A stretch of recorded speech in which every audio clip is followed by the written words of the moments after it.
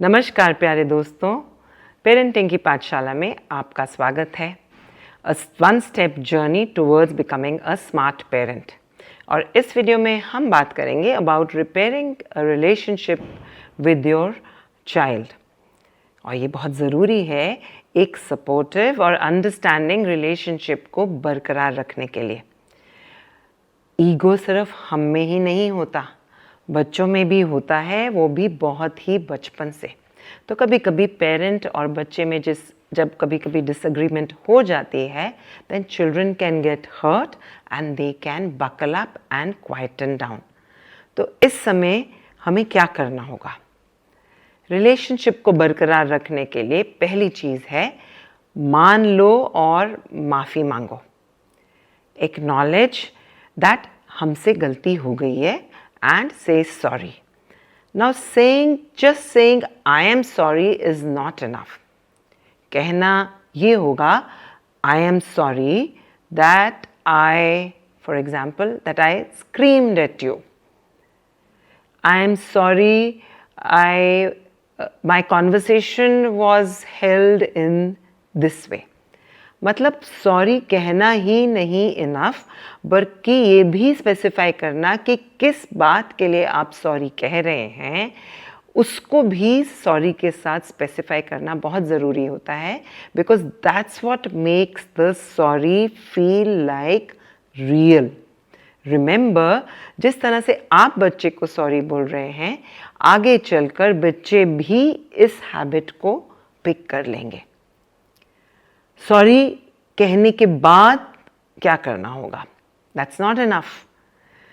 Just saying sorry does not mean that आपने issue को address कर दिया है। The next step is open communication about something that didn't go right between you and your child.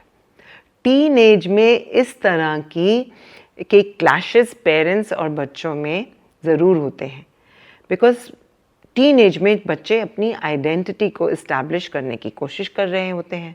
They have a wider exposure, तो उनकी thought processes कुछ हद तक बदल चुकी होती हैं and they are not ready to take orders from the parent directly, और वहाँ पे क्लैशेस कभी कभी आ जाते हैं and in the heat of the moment parents बच्चों पर चिल्ला सकते हैं।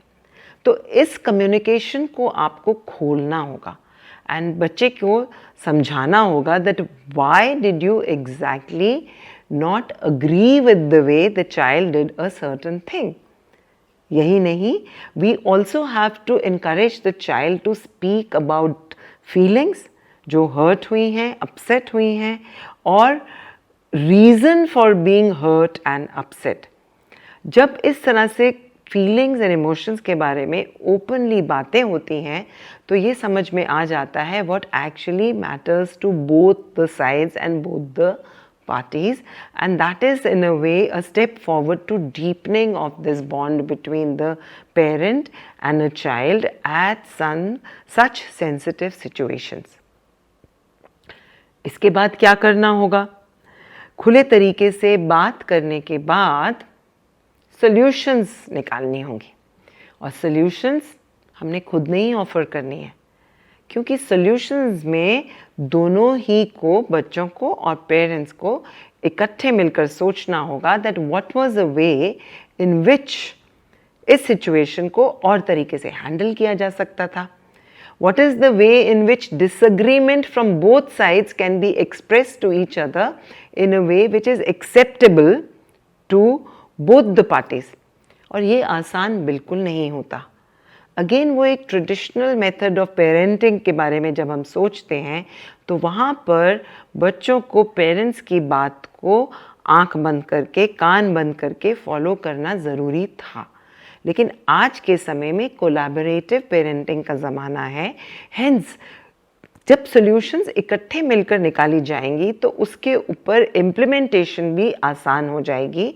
The child will feel included in making that solution and उसको फॉलो करना भी ज़्यादा इफ़ेक्टिव होगा और एक बेहतर रिजल्ट निकल कर आएगा। और इसके बाद क्या करना है? जब पेरेंट्स और बच्चों में डिसएग्रीमेंट ज़्यादा होने लगती है, इसका मतलब हम अपनी ज़िंदगी में इतने उलझ गए हैं कि हमें एक दूसरे का पर्सपेक्टिव दिखना बंद हो गया। तो हमें एक दूसरे के साथ क्वालिटी टाइम स्पेंड करना होगा। Quality time with your active listening and complete presence with each other.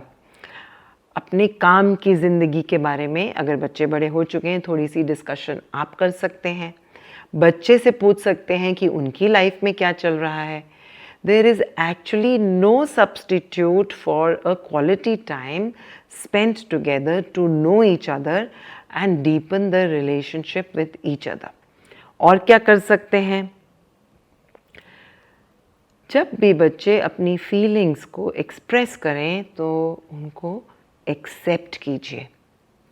Justification mode पे नहीं जाना है और ऐसे नहीं कहना ऐसा तो होता ही है, ये टाइम निकल जाएगा और सब कुछ ठीक हो जाएगा। रिमेंबर, कारपेट के अंदर फीलिंग्स को ब्रश करने से वो ख़त्म नहीं हो जाती हैं, बल्कि ओपनली उसके बारे में सुनिए, उनको वैलिडेट कीजिए और बच्चों की फीलिंग्स को एक्सेप्ट कीजिए। This is what deepens the relationships. And अगर आपस में डिसएग्रीमेंट हुई है तो रिलेशनशिप ऑटोमेटिकली रिपेयर हो ही जाएगी। Smart parents, it's absolutely crucial that we address this problem of repairing each other's feelings and staying connected with our children. And don't take this for granted. Work towards it. Repair, मलहम लगाते रहिए, heal करते रहिए. Enjoy this journey of parenting, though not perfect, but joyful and forever and ever. अब अगर आपको मेरा video पसंद आया तो do like, share and subscribe. Thank you for watching and comment box में अपना आइडिया ज़रूर लिख डालिए जिससे आपने अपने बच्चे के साथ कुछ फीलिंग्स को रिपेयर किया हो।